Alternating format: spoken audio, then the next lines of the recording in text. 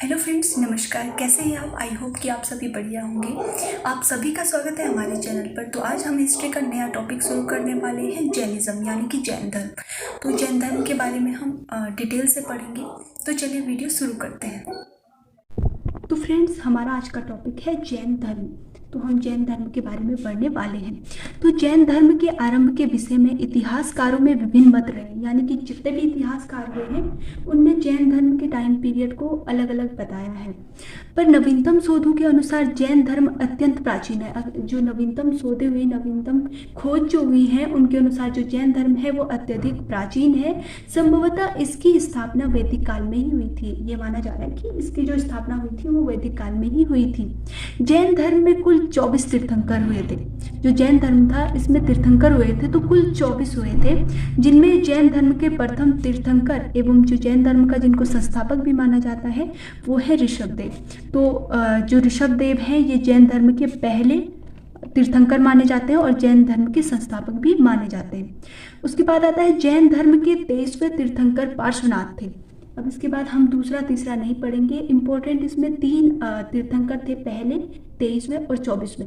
तो हम मेन इन तीनों को ही पढ़ते हैं और यही एग्जाम में पूछे जाते हैं। तो जैन धर्म के जो 23वें तीर्थंकर थे उनका नाम था पार्श्वनाथ, जिन्हें झारखंड के संवेद शिखर पर ज्ञान की प्राप्ति हुई थी। यानी कि इन्हें जो सत्य ज्ञान की प्राप्ति हुई थी वो हुई थी संवेद शिखर पर।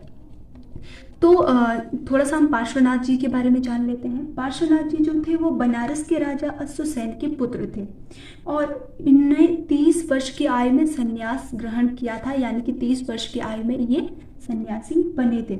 84 दिन के कठोर तप के बाद इन्हें सत्य ज्ञान की प्राप्ति हुई थी और ये इनने उसके बाद 4 नियम दिए जब इन्हें सत्य ज्ञान की प्राप्ति हुई। तो उनके 4 नियम कौन कौन थे? तो पहला नियम था हिंसा न करना, यानी कि अहिंसा का मार्ग अपनाना, ये इनका पहला नियम था। दूसरा था सदा सत्य बोलना, यानी कि हमेशा सच बोलना। तीसरा है चोरी न करना और चौथा है संपत्ति न रखना। तो पार्श्वनाथ जी के द्वारा ये जो है 4 नियम दिए गए। और जब इनकी मृत्यु हुई तो वो भी संवेद शिखर की पहाड़ियों पर ही 100 वर्ष की आयु में इनकी मृत्यु हो गई थी।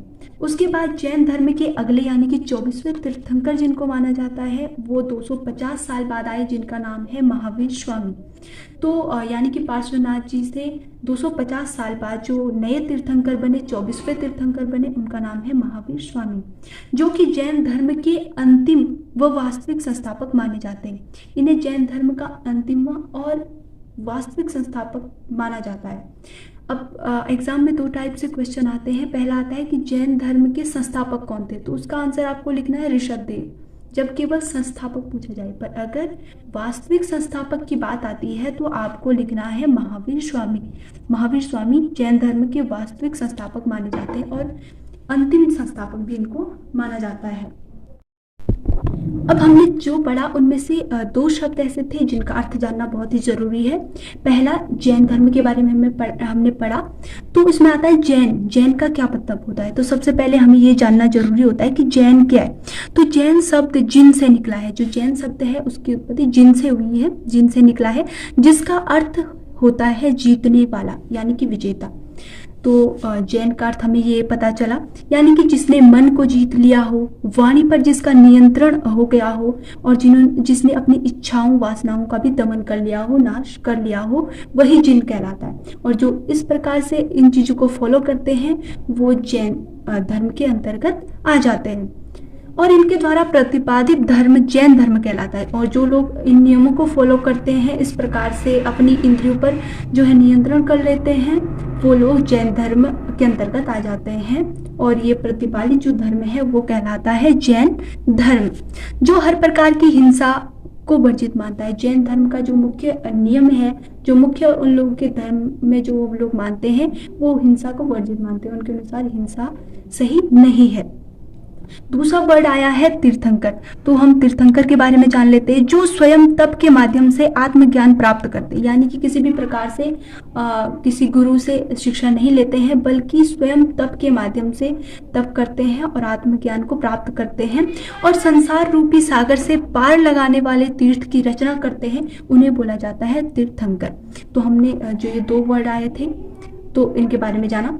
तीसरा है संस्थापक, यानी कि फाउंडर किसे बोलते हैं। तो संस्थापक होता है स्थापित करने वाला, यानी कि किसी भी संस्था, सभा या समाज संप्रदाय का वह मूल व्यक्ति जिसने उसकी रचना की हो, तो उसे बोला जाता है संस्थापक। जैसे कि हमने पढ़ा कि जो संस्थापक है वो ऋषभदेव है, जो प्रथम तीर्थंकर है, और जो वास्तविक संस्थापक हैं और अंतिम तीर्थंकर है वो है महावीर स्वामी जी। तो ये चीजें हमने पढ़ी। अब इसमें आते हैं कि जो प्रमुख तीर्थंकर हैं, मैंने बोला जैसा कि 24 तीर्थंकर हैं, पर प्रमुख जो 3 हैं हम उनके बारे में ही पढ़ते हैं। तो एग्जाम में ये पूछा जाता है कि जो तीर्थंकर हैं उनके प्रतीक चिन्ह क्या है, तो हम इसको पढ़ लेते हैं। तो जो पहले नंबर के जो तीर्थंकर हैं ऋषभदेव, इनका प्रतीक चिन्ह है सांड। दूसरा यानी कि जो 23वें नंबर पे आते हैं वो है पार्श्वनाथ जी, जिनका प्रतीक चिन्ह है सर्प का फन। और जो 24वें तीर्थंकर आते हैं या अंतिम तीर्थंकर आते हैं वो है महावीर स्वामी जी, जिनका प्रतीक चिन्ह है शेर। तो एग्जाम में पूछे जाते हैं, तो ये चीजें क्लियर हो चुकी हैं। अब हम पढ़ेंगे कि जो महावीर स्वामी जी थे उनके जीवन के बारे में, किस प्रकार का उनका जीवन था वो पढ़ने वाले हैं। तो हम पढ़ लेते हैं अब महावीर स्वामी यानी कि वर्धमान, इनके जो जीवन है, इनके जीवन परिचय के बारे में जान लेते हैं। जो भी 24वें तीर्थंकर हैं तो उनके बारे में हम जान लेते हैं। तो महावीर स्वामी या इनको वर्धमान इसलिए क्योंकि ये इनका बचपन का नाम था, इनका मूल नाम था वर्धमान। जब इनको ज्ञान प्राप्ति हुई तो लोगों ने इन्हें महावीर नाम दिया, और भी बहुत सारे नाम दिए, उनके बारे में हम डिस्कस करेंगे। तो इनके सबसे पहले हम सांसारिक जीवन के बारे में पढ़ लेते हैं। तो जो इनका सांसारिक जीवन है तो वो इस प्रकार से है। महावीर स्वामी जी का जो जन्म हुआ था वो 540 ईसा पूर्व कुंड ग्राम वैशाली में हुआ था। और बहुत सारी जो धार्मिक किताबें हैं उनमें ये बताया गया है कि इनका जो जन्म हुआ था वो 599 ईसा पूर्व हुआ था। पर जो इतिहासकार मानते हैं, जो आधुनिक तरीके से है और जो एनसीईआरटी में भी है, वो 540 ईसा पूर्व है। तो इसलिए हम यही पढ़ेंगे क्योंकि एग्जाम में हमें यही चीज़ लिखनी है। तो इनका जो जन्म हुआ था वो हुआ था कुंडग्राम में, जो कि वैशाली में है, और एक क्षत्रिय परिवार में हुआ था। एक क्षत्रिय परिवार के ये वंशज थे। उनके पिताजी का नाम सिद्धार्थ था और माताजी का नाम त्रिशला था, जो कि लिच्छवी वंश के शासक चेटक की बहन थी। उनकी जो माता थी त्रिशला, वो लिच्छवी वंश के जो शासक थे चेटक, उनकी बहन थी। इनका पालन पोषण राजकुमारों की भांति हुआ। जो वर्धमान महावीर थे उनका जो पालन पोषण हुआ वो राजकुमारों की भांति हुआ, परंतु वे बचपन से ही चिंतनशील थे, यानी कि काफ़ी सोच विचार करने वाले थे, बुद्ध की तरह ही थे। उनके पिताजी ने उनका विवाह यशोदा नाम की एक सुंदर कन्या से करवाया और इनको एक कन्या की प्राप्ति हुई जिनका नाम प्रियदर्शनी था। जब प्रियदर्शनी विवाह योग्य हो गई तो उसका विवाह जमाली नाम के एक व्यक्ति से करवाया गया, जो बाद में महावीर स्वामी के प्रथम शिष्य बने। तो हमने जो इसमें मेन कैरेक्टर लिए हैं वो है महावीर स्वामी जी, उनके पिताजी सिद्धार्थ, उनकी माता त्रिशला देवी और उनकी पत्नी जिनका नाम यशोदा था, और उनकी पुत्री प्रियदर्शनी और उनके दामाद जमाली। तो जमाली वो थे उनके दामाद जो कि उनके प्रथम भिक्षु बने, प्रथम शिष्य बने, वो उनके दामाद थे जिनका नाम था जमाली। जब महावीर 30 वर्ष के हो गए थे तो इनके माता पिता का देहांत हो गया। जब वर्धमान महावीर जी 30 वर्ष के थे तो इनके माता पिता की मृत्यु हो गई, और तब से इन्हें जो है इनको काफ़ी वो चीज़ जानने की इच्छा हुई कि जीवन और मृत्यु का रहस्य क्या है। इसके लिए उन्होंने क्या किया, अपना पारिवारिक जीवन जो था वो त्याग दिया और अपने बड़े भाई जिनका नाम था नंदीवर्धन, इनसे आज्ञा लेकर के उन्होंने संन्यास ग्रहण कर लिया, वो सन्यासी बन गए। तो अब आता है ज्ञान प्राप्ति। तो जब 30 वर्ष की आयु में उन्होंने संन्यास जो था वो ग्रहण कर लिया था, तो फिर उसके बाद उन्होंने 12 वर्षों तक कठोर तपस्या की, और उसके बाद महावीर स्वामी जी को ऋजुपालिका नदी के तट पर साल वृक्ष के नीचे, जो कि पशुनाथ पहाड़ियों के समीप एक जरीमनी ग्राम है, उसके नज़दीक पर ही उनको परम ज्ञान, जिसको कैवल्य ज्ञान भी कहा जाता है, जैन धर्म में जो ज्ञान की प्राप्ति होती है उसे कैवल्य ज्ञान कहा जाता है, तो 12 वर्षों तक उन्होंने कठोर तपस्या की और उसके बाद जो उन्हें नदी का अगर पूछा जाए किस नदी के तट पे, तो आपको बताना है ऋजुपालिका नदी के तट पर उन्हें ज्ञान की प्राप्ति हुई। और दूसरा है कि वृक्ष कौन सा था, तो वृक्ष था साल का वृक्ष।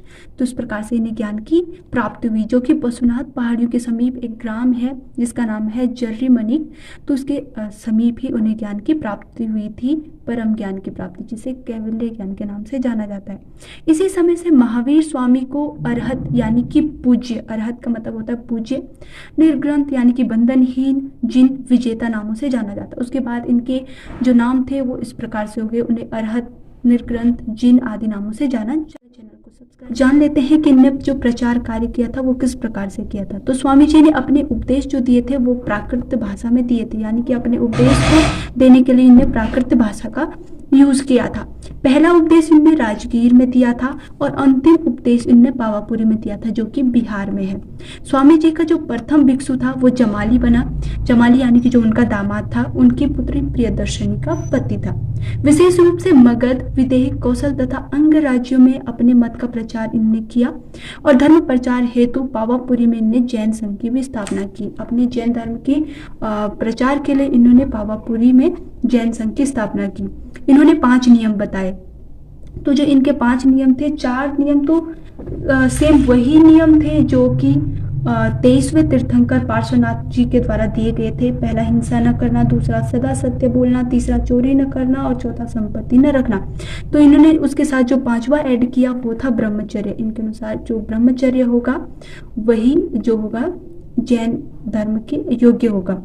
इनकी मृत्यु जो हुई थी वो 72 वर्ष की आयु में हुई थी, जो कि 668 ईस्वी पूर्व में बिहार राज्य के पावापुरी में महावीर स्वामी जी की मृत्यु हो गई थी, जिसे निर्वाण के नाम से जाना जाता है। तो फ्रेंड्स, इस वीडियो में इतना ही। अगले वीडियो में हम पढ़ेंगे महावीर स्वामी जी के द्वारा दी गई शिक्षाओं के बारे में, जैन धर्म की शिक्षाओं के बारे में पढ़ेंगे, उनके त्रिरत्न के बारे में पढ़ेंगे।